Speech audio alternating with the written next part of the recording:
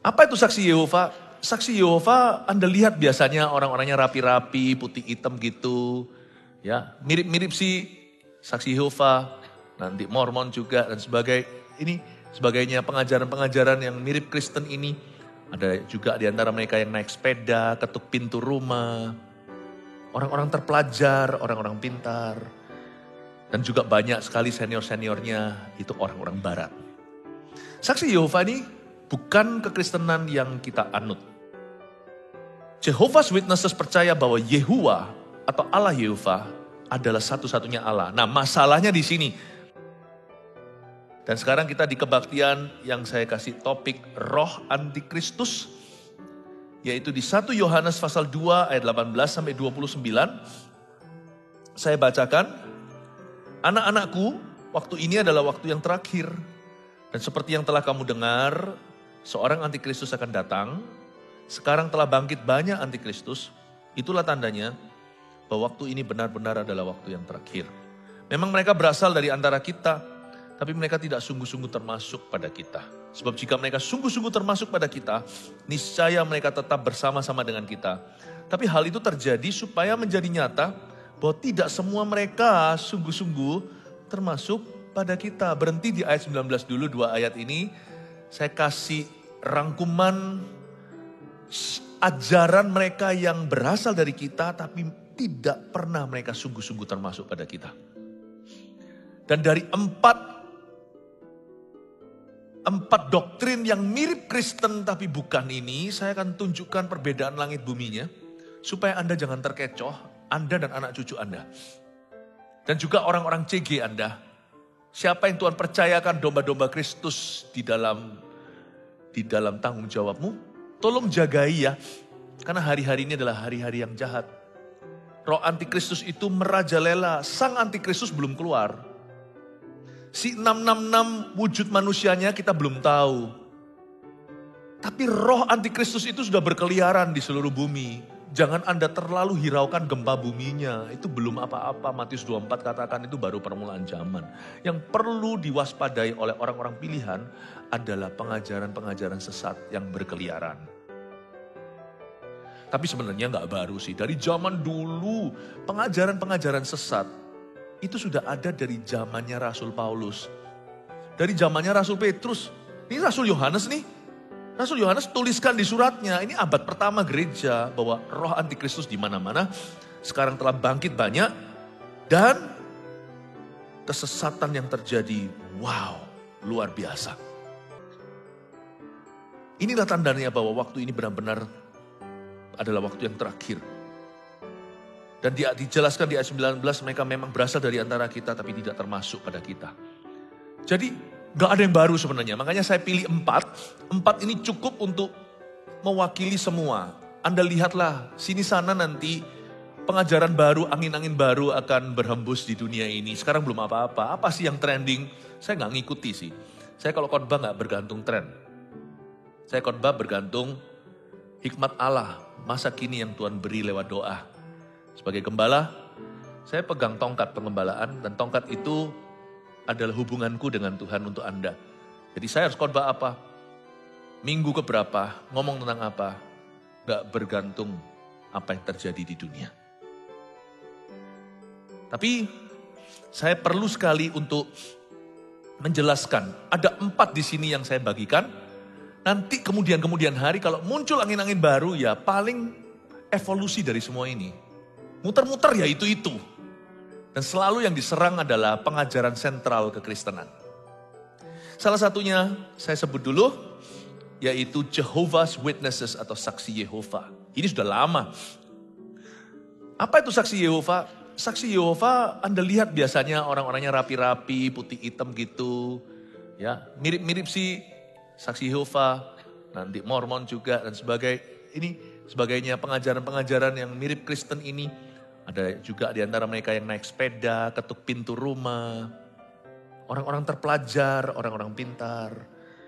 Dan juga banyak sekali senior-seniornya itu orang-orang barat. Saksi Yehova ini bukan kekristenan yang kita anut. Jehovah's Witnesses percaya bahwa Yehuwa atau Allah Yehova adalah satu-satunya Allah. Nah, masalahnya di sini. Kita juga percaya Allah itu satu. Tapi bagi mereka Yesus adalah ciptaan Allah yang pertama. Dan ciptaan Allah yang tertinggi. Jadi memang ada kemuliaan untuk Yesus, tetapi Yesus itu ciptaan yang paling mulia. Dan celakanya lagi Roh Kudus itu gak ada, dia hanyalah tenaga Allah di dunia atau energi saja. Sedangkan kekristenan kita percaya, ini yang kita yakini bahwa Yesus dan Bapa adalah satu dan mereka setara. Allah Bapa, Allah Putra, Allah Roh Kudus itu adalah satu. Dan Allah Tritunggal. Pada mulanya adalah firman Yohanes pasal 1 ayat 1, saya kasih ayat-ayat yang backup ini. Firman itu bersama-sama dengan Allah, berarti dua pribadi. Dan firman itu adalah Allah, Allah Tritunggal adalah Allah yang esa. Kita tidak akan pernah bisa full mencerna sampai kita suatu hari di sorga. Tapi orang yang lahir baru oleh karena Roh Kudus dan firman, di dalam hatinya aman. Saya tidak kebingungan kok Allah Tritunggal, saya tidak mencoba untuk masukkan dalam logis saya. Tapi dengan tenang saya bisa percaya that God is one. In three persons. Dalam tiga pribadi. Allah Bapa, Allah Anak, Allah Roh Kudus. Ketiganya yang esa. Not a problem for me. Tapi bagi saksi Yehova, Yesus itu bukan Allah. Yesus itu ciptaannya. Tapi bagi kita yang kita percaya bahwa Allah dan Bapa adalah satu. Aku dan Bapa adalah satu, Yohanes 10 ayat 30. Selain itu, Roh Kudus bukan energi buat kita. Roh Kudus itu adalah seorang pribadi. Roh Kudus adalah Allah, Efesus 4 ayat 30. Dan janganlah kamu mendukakan Roh Kudus Allah yang telah memeteraikan kamu menjelang hari penyelamatan. Do not grieve God the Holy Spirit. Jangan mendukakan Roh Kudus yang adalah Allah. Dia bukanlah listrik sorga. Dia bukanlah the creative power of God atau kuasa Allah. Dialah Allah.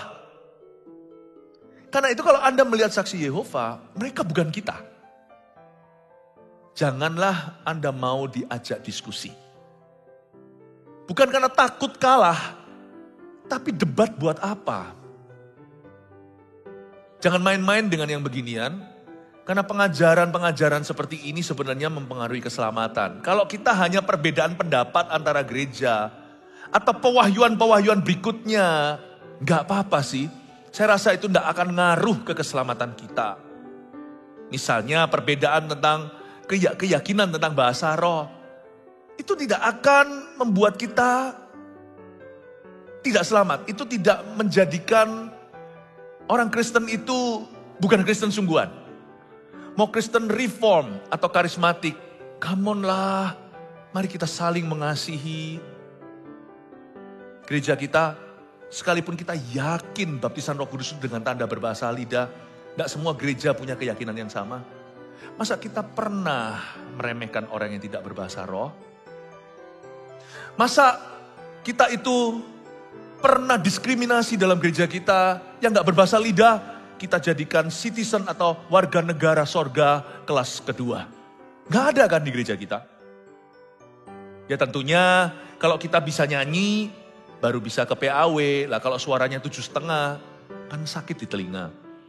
Lah kalau kita mau di dalam doa syafaat, kalau kita mau di dalam, ya tentunya salah satu kelengkapannya adalah itu bahasa rahasia sorga. Kalau di gereja ini. Tetapi sebenarnya loh, kita tidak pernah dibeda-bedakan karena itu. Karena itu tidak pengaruh ke keselamatan kita. Pengaruh ke kepenuhan. Saya nggak usah panjang lebar, di ibadah sebelumnya saya sudah jabarkan, nanti dengarkan sendiri. Kalau kita nggak percaya kesembuhan ilahi dengan gereja yang percaya kesembuhan ilahi. Ada yang percaya the cessation of the gift dalam bahasa Inggrisnya.